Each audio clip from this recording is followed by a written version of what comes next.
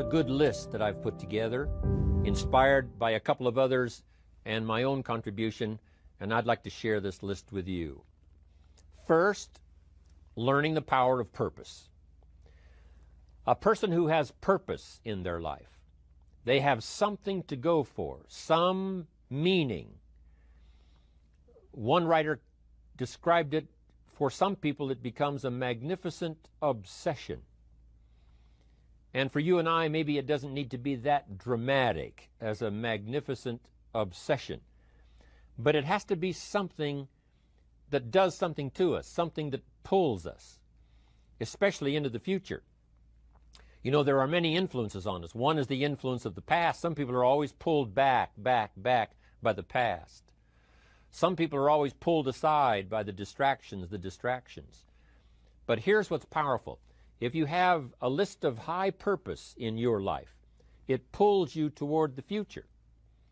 And the more powerful the purpose is, the stronger it pulls. And here's the other great advantage if you have purpose for the future. It pulls you through all kinds of challenges and all kinds of difficulties. If you don't have these strong purposes for the future, it's easy to get swallowed by a bad day. It's easy to be almost annihilated by a poor month.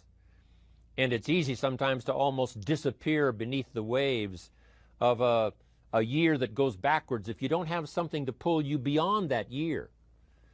So if you want something to pull you through all kinds of challenges, all kinds of difficulties, and things that come at you, you got to have something on out there, beyond today, beyond next week, beyond next month, beyond this year, that pulls you into the future. And the clearer it is, the stronger it pulls. The more dynamic it is, the more it affects your life, your spirit, your heart, your soul. It also creates imagination. It gets your mind working on how to achieve that purpose. And if your mind will work, and if your heart works, and if your spirit works, and if you have good input, like good ideas, I'm telling you, there isn't anything you can't accomplish. So that's one of the great powers that'll make a variable of you, and that is purpose. Here's the next one, self-confidence. Where does self-confidence come from? And this is the best advice I can give you on that. Not neglecting, first of all, the small daily disciplines. Self-confidence really comes from feeling good about yourself. And one of the best ways to feel good about yourself is at the end of the day to know that you poured it on. You did your best. If you conducted a meeting, you did the best you could. If you made a phone call, it was the best phone call you could possibly make. If you wrote a letter, it wasn't a casual letter, it was your best letter. At the end of those kind of days, when you feel good about yourself, self-confidence starts to rise. You know that if you can have this kind of a good day, you can have another one the next day, and those days become the weeks become the months, and the month becomes a powerful year. Self-confidence comes from the lack of neglect. If you will not neglect to do the small daily disciplines, that's where self-confidence comes from. Part of good health is self-confidence. I know I'm going to be healthy. I take the Herbalife products.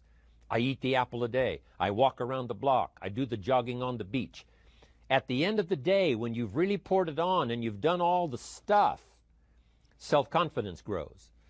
That self-confidence affects your health. It affects your future. It affects your psyche. So this is true. One of the great powers is self-confidence. Self-confidence means willingness to do whatever it takes to achieve. Some people say, well, I'll do it for a little while and see what happens. You know, I'll try a couple of things. If that doesn't work, I'm out of here. And all of us know that that kind of person doesn't have much of a future. But if you're willing to do whatever it takes. If I have to learn a couple of things, I will learn those things. If I got to learn 5 or 6 things, I'll learn all 6. If I have to take an extra class, I'll take an extra class. If I've got to read the books, I'll read the books. If I have to consult with people who know more than I know, I will do the necessary consulting. Whatever it takes, I will do. That starts to develop unbelievable self-confidence. Self-confidence also comes from the ability to rise above your circumstances, to rise above what happens, the petty little things, the discouraging things that would sink everyone else's ship except yours, that would cause someone else to quit early in the day, but you keep going. That kind of willingness to overcome all circumstances, whether it's the little challenges or the big challenges. If you're willing to do that, I promise you, this kind of power will work for you, and in you, the variable, it'll make a difference. The third on the list I had was enthusiasm. And here's what I wrote about enthusiasm. Enthusiasm that's powerful is mostly enthusiasm that is enthusiasm inside, 90%, 10% outside. We all know what the enthusiasm is like when somebody lets us see their enthusiasm, which is like the 90%, and only 10% of it is inside. But the enthusiasm that really affects people is not just being loud, but the enthusiasm that runs deep, the enthusiasm that comes from deep inside, created by self-confidence, created by purpose, created by genuine willingness to help other people. That kind of enthusiasm, knowing that you're going to get the job done, knowing you're going to affect people, knowing you're going to have testimonials flowing in from all kinds of directions. That kind of enthusiasm. A lot of it is quiet. A lot of it is unheard. And the 10% that's heard, it rings a bell.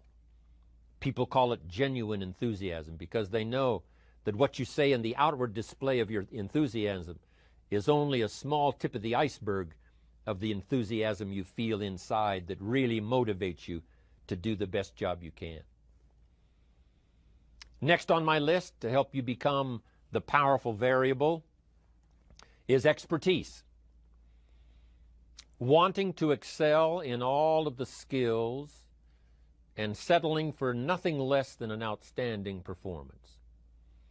If you're willing to be the best in your field, if you're willing to demand of yourself excellence in skills, to be the best that you can possibly be, in the training, do the best you possibly can.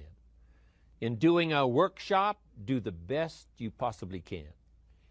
Developing the skills of using your personality, developing the skills of language, developing the skills of influence, developing the skills of organizing. If you're willing to be an expert in all of the skills, Herbalife has the way for you to invest those skills and not only make a handsome living, not only make a lot of money, but if you would so desire and if it would be your purpose, a chance to make your fortune. Expertise. Excellence in skills. Here was the next one on my list, making a powerful contribution to you, the variable, and that is preparation. Well prepared. And preparation, of course, involves a whole lot of things. A big share of our life is preparing, getting ready. When we go to the first grade in school, we're just preparing for the second grade. After we've finished 2 grades, the 2 grades prepare us for number 3. Sometimes it seems like a long, excruciating time.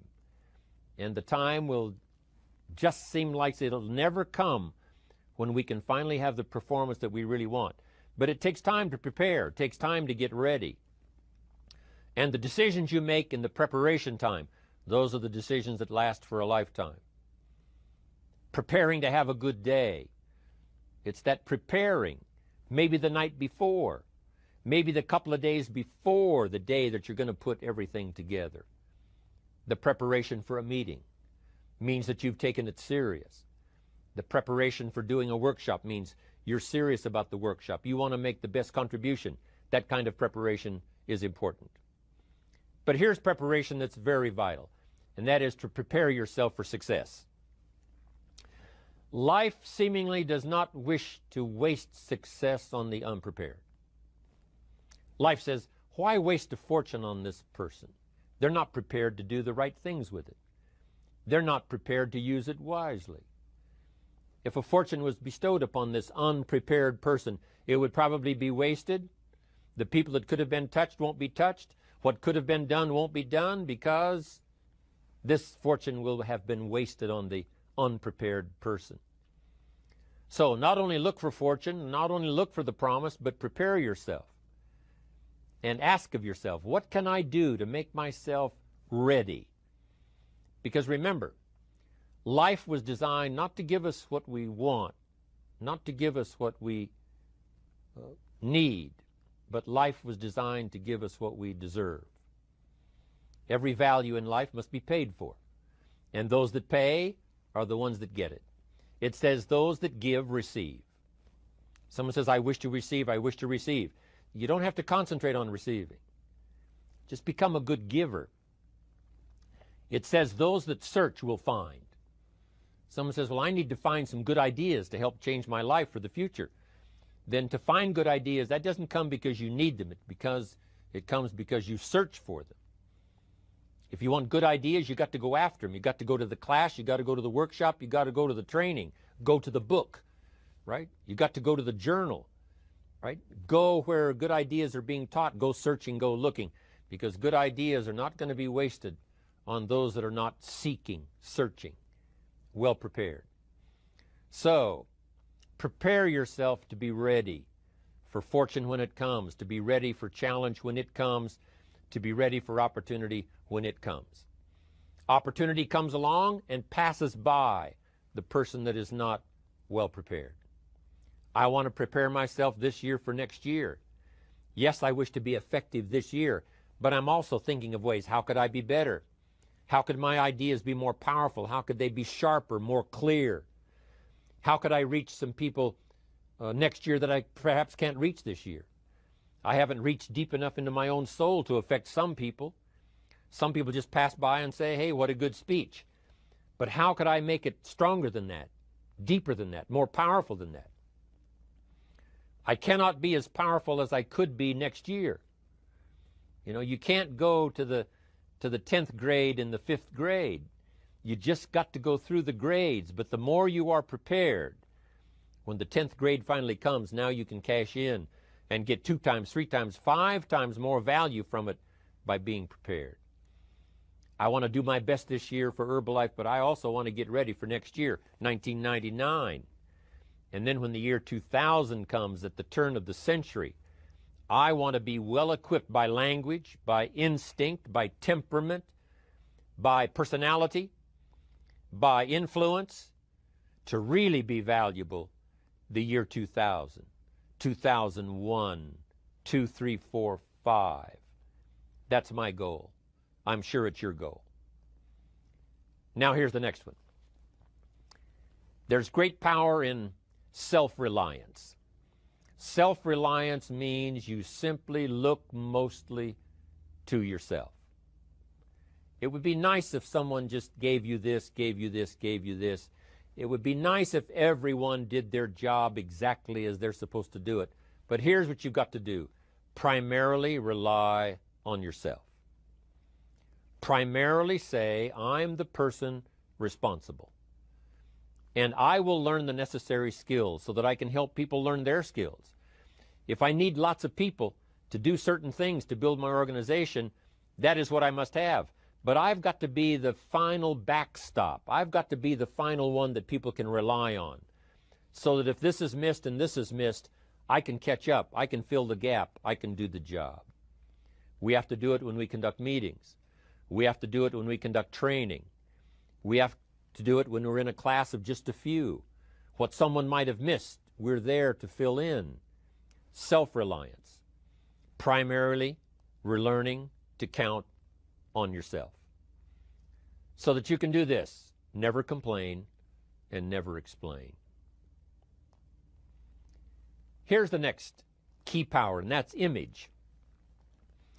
There's many parts to image. The image that others see you as, the image you have with other people. And it's very important how other people see you. If they don't see you as a leader, chances are they won't pay attention. If they don't see you as being in control, chances are they won't have the trust. If they don't see you as knowing where you're going, what you want to accomplish, they probably won't follow.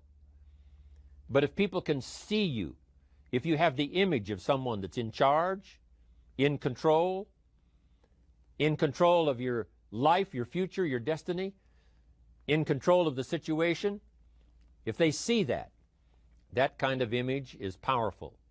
It helps to win the day. It attracts other people.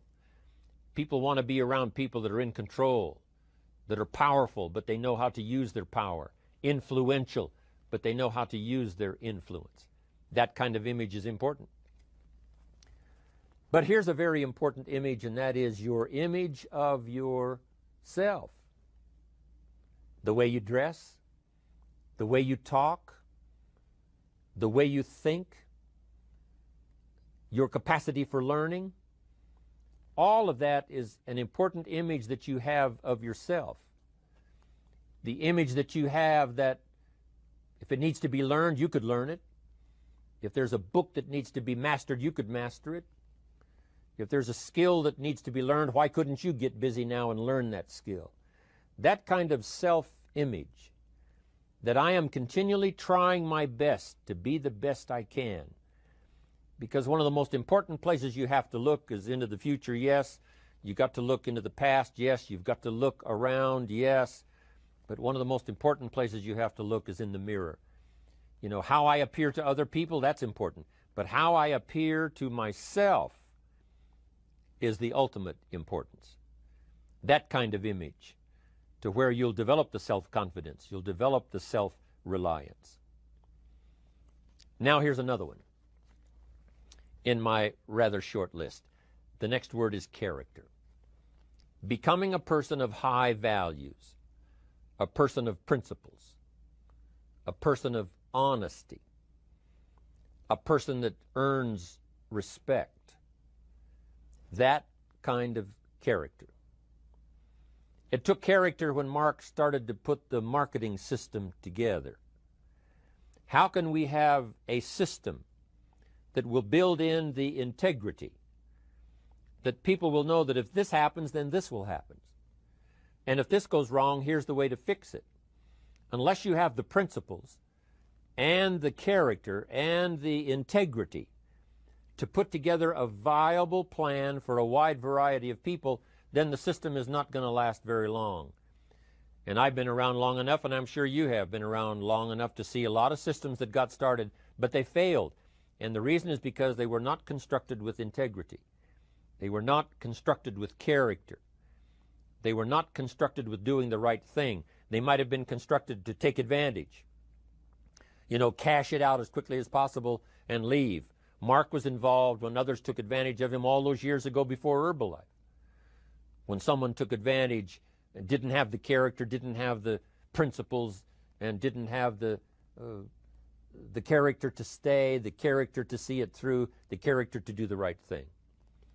So this is important, to develop the character within yourself, that people see you as honest, as fair, willing to do the right thing, willing to be helpful, but always willing to walk the center line, not to pass the line.